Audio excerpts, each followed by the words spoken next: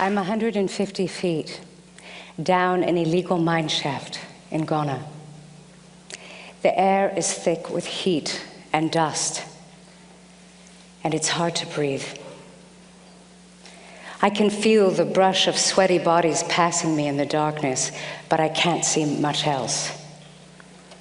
I hear voices talking, but mostly the shaft is this cacophony of men coughing and stone being broken with primitive tools.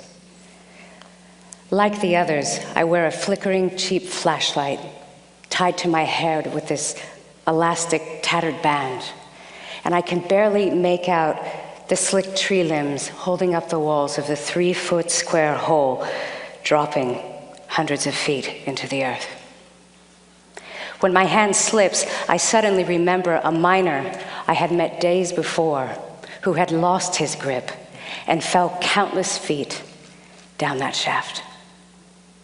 As I stand talking to you today, these men are still deep in that hole, risking their lives without payment or compensation, and often dying.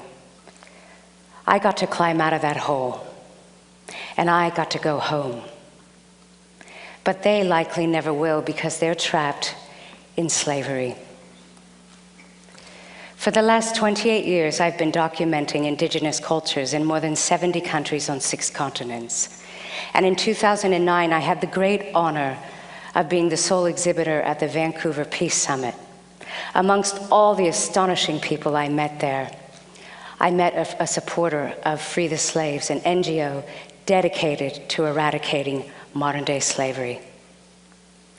We started talking about slavery, and really, I started learning about slavery, for I'd certainly known it existed in the world, but not to such a degree.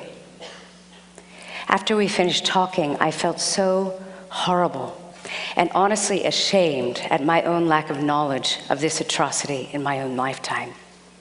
And I thought, if I don't know, how many other people don't know? It started burning a hole in my stomach, so within weeks, I flew down to Los Angeles to meet with the director of Free the Slaves and offer them my help. Thus began my journey into modern-day slavery. Oddly, I had been to many of these places before. Some I even considered like my second home. But this time, I would see the skeletons hidden in the closet. A conservative estimate tells us there are more than 27 million people enslaved in the world today. That's double the amount of people taken from Africa during the entire transatlantic slave trade. 150 years ago, an agricultural slave cost about 3 times the annual salary of an American worker.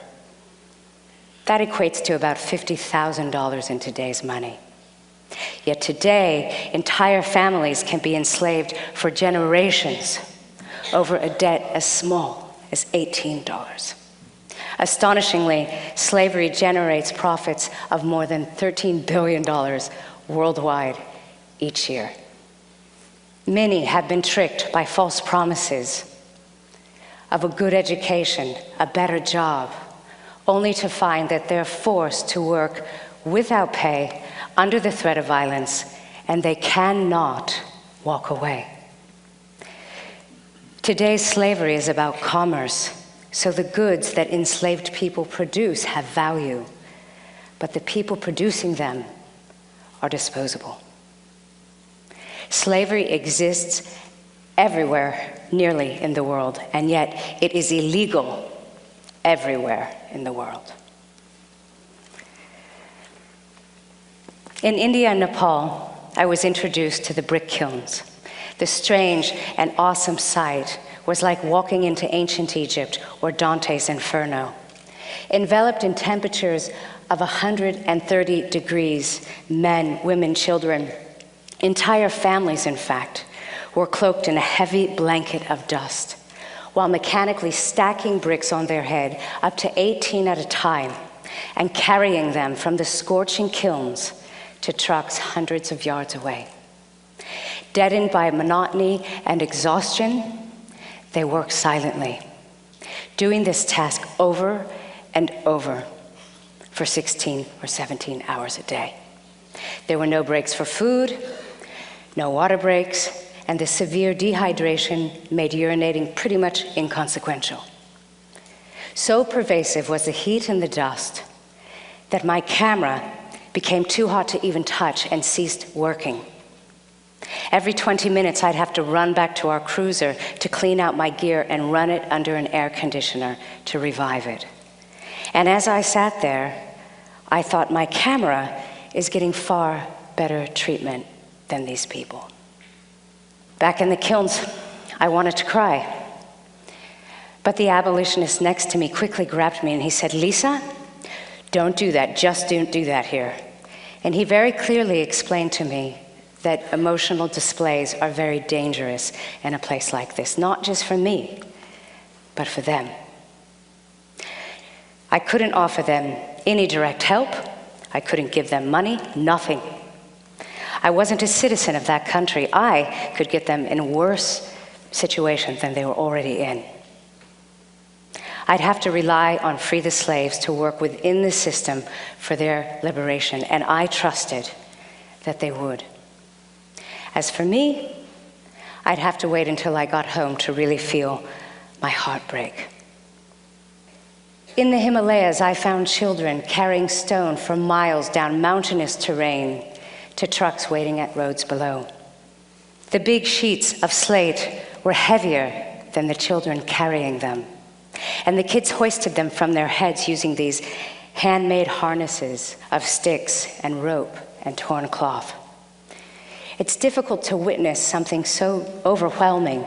How can we affect something so insidious, yet so pervasive? Some don't even know they're enslaved, people working 16, 17 hours a day without any pay. Because this has been the case all their lives. They have nothing to compare it to. When these villagers claimed their freedom, the slaveholders burned down all of their houses. I mean, these people had nothing, and they were so petrified they wanted to give up.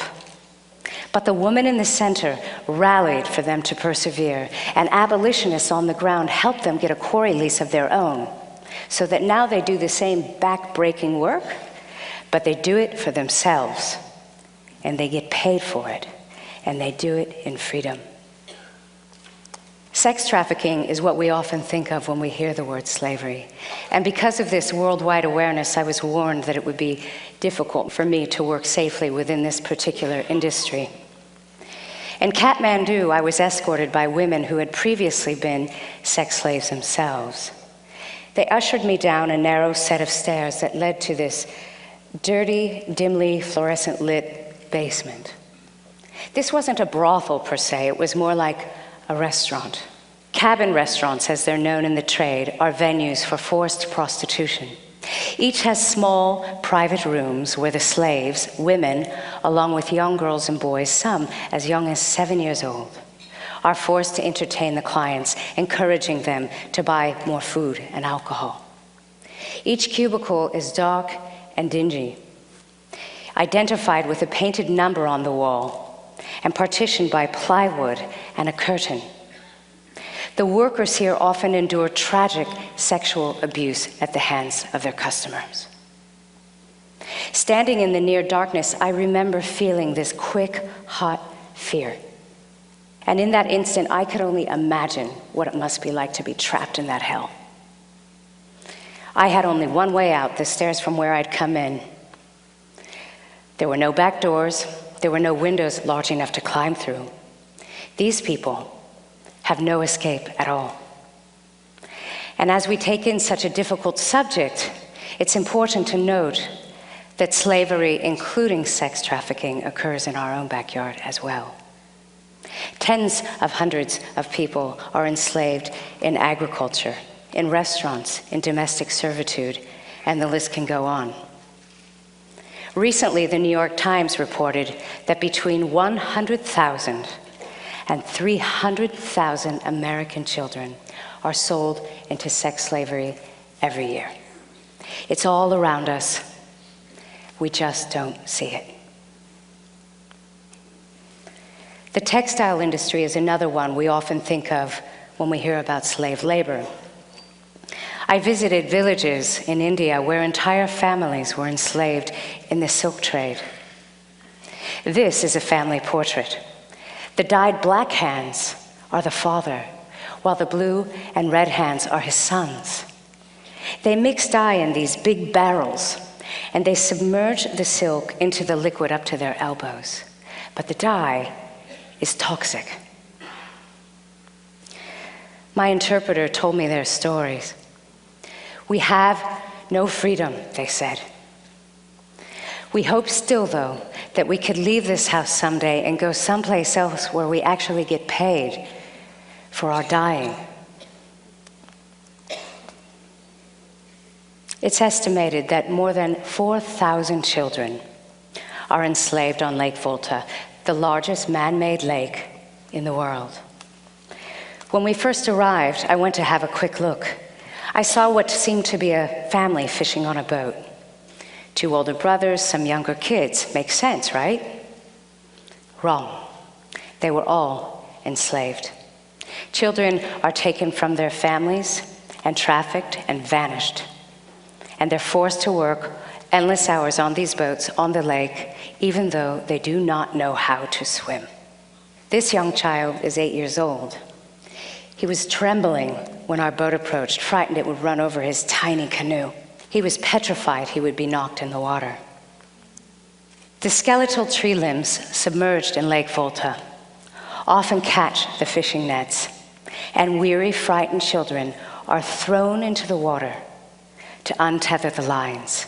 Many of them drown. For as long as he can recall, he's been forced to work on the lake. Terrified of his master, he will not run away. And since he's been treated with cruelty all his life, he passes that down to the younger slaves that he manages. I met these boys at 5 in the morning when they were hauling in the last of their nets. But they had been working since 1 a.m. in the cold, windy night. And it's important to note that these nets weigh more than 1,000 pounds when they're full of fish. I want to introduce you to Kofi. Kofi was rescued from a fishing village. I met him at a shelter where Free the Slaves rehabilitates victims of slavery. Here he's seen taking a bath at the well, pouring big buckets of water over his head. And the wonderful news is, as you and I are sitting here talking today, Kofi has been reunited with his family. And what's even better, his family has been given tools to make a living and to keep their children safe. Kofi is the embodiment of possibility. Who will he become? Because someone took a stand and made a difference in his life. Driving down a road in Ghana with partners of Free the Slaves, a fellow abolitionist on a moped suddenly sped up to our cruiser and tapped on the window. He told us to follow him down a dirt road into the jungle. At the end of the road, he urged us out of the car and told the driver to quickly leave. Then he pointed toward this barely visible footpath and he said, "This is the path, go." As we started down the path, we pushed aside the vines blocking the way, and after about an hour of walking in, found that the trail had become flooded by recent rains. So I hoisted the photo gear above my head as we descended into these waters up to my chest. After another 2 hours of hiking, the windy trail abruptly ended at a clearing. And before us was a mass of holes that could fit into the size of a football field. And all of them were full of enslaved people laboring. Many women had children strapped to their backs while they were panning for gold, wading in water poisoned by mercury. Mercury is used in the extraction process. These miners are enslaved in a mine shaft in another part of Ghana. When they came out of the shaft, they were soaking wet from their own sweat. I remember looking into their tired, bloodshot eyes, for many of them, had been underground for 72 hours. The shafts are up to 300 feet deep, and they carry out heavy bags of stone that later will be transported to another area where the stone will be pounded so that they can extract the gold. At first glance, the pounding site seems full of powerful men. But when we look closer, we see some less fortunate, working on the fringes, and children too. All of them are victim to injury, illness, and violence. In fact, it's very likely that this muscular person will end up like this one here, racked with tuberculosis and mercury poisoning in just a few years. This is Manuru. When his father died, his uncle trafficked him to work with him in the mines. When his uncle died, Manuru inherited his uncle's debt, which further forced him into being enslaved in the mines. When I met him, he had been working in the mines for 14 years. And the leg injury that you see here is actually from a mining accident. One so severe, doctors say his leg should be amputated. On top of that, Manuru has tuberculosis. Yet he's still forced to work day in and day out in that mine shaft. Even still, he has a dream that he will become free and become educated with the help of local activists like Free the Slaves. And it's this sort of determination, in the face of unimaginable odds, that fills me with complete awe. I want to shine a light on slavery. When I was working in the field, I brought lots of candles with me. And with the help of my interpreter, I imparted to the people I was photographing that I wanted to illuminate their stories and their plight. So when it was safe for them and safe for me, I made these images. They knew their image would be seen by you out in the world. I wanted them to know that we will be bearing witness to them, and that we will do whatever we can to help make a difference in their lives. I truly believe if we can see one another as fellow human beings, then it becomes very difficult to tolerate atrocities like slavery. These images are not of issues, they are of people, real people like you and me, all deserving of the same rights, dignity, and respect in their lives. There is not a day that goes by that I don't think of these many beautiful, mistreated people I've had the tremendous honor of meeting. I hope that these images awaken a force in those who view them, people like you. And I hope that force will ignite a fire, and that fire will shine a light on slavery. For without that light, the beast of bondage can continue to live in the shadows. Thank you very much.